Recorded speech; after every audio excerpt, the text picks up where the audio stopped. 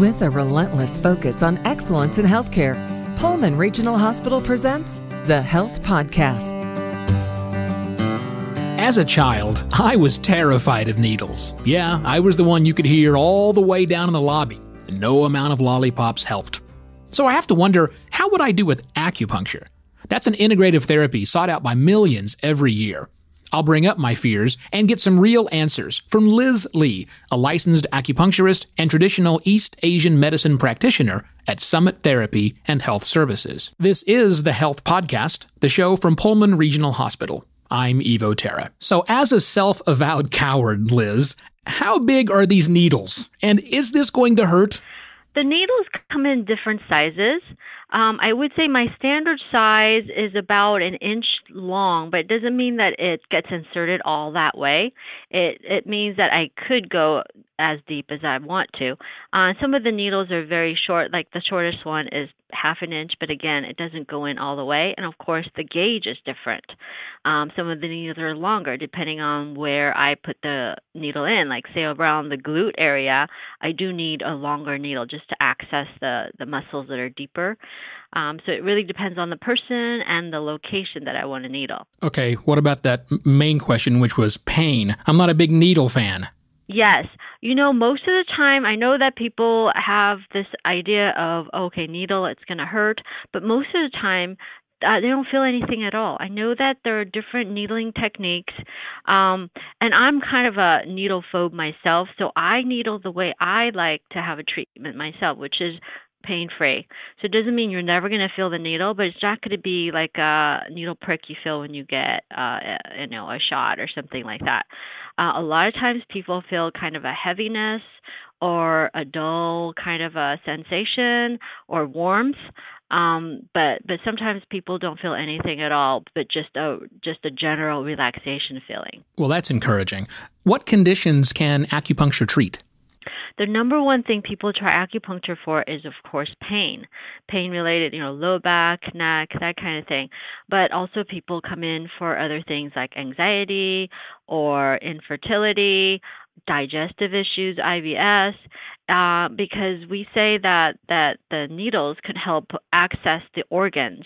So it's not just having an effect on the muscle where the needle goes into, but it can affect on a deeper level. So it's more like how internal medicine is affected. With the needles, we can access the internal organs with the needles, if that makes sense. It does make sense. So I'm curious, what do we know, or I guess what do we think, about how all of this works? So, this has been around in China for thousands of years. And this concept of qi, some people may have heard of it. Sometimes it's spelled Qi or Chi. Qi means energy or life force. So we say all living things have this qi. And sometimes the qi gets stuck or it doesn't flow very smoothly or there isn't enough of it. So that can cause problems. It can cause pain or illness or disease.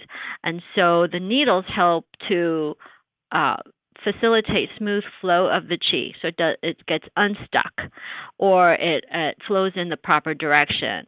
Let's say, like, for example, stomach qi, we say should go down, but sometimes it goes up and people have reflux. So the needles will help redirect the qi so it goes down. Always when thinking about medical treatments, I think about dangers. I think about side effects. So what are the dangers and side effects of acupuncture? I would say the number one thing would be you could get a bruise from the needle because it is a needle and it can get into a blood vessel, but that's pretty rare.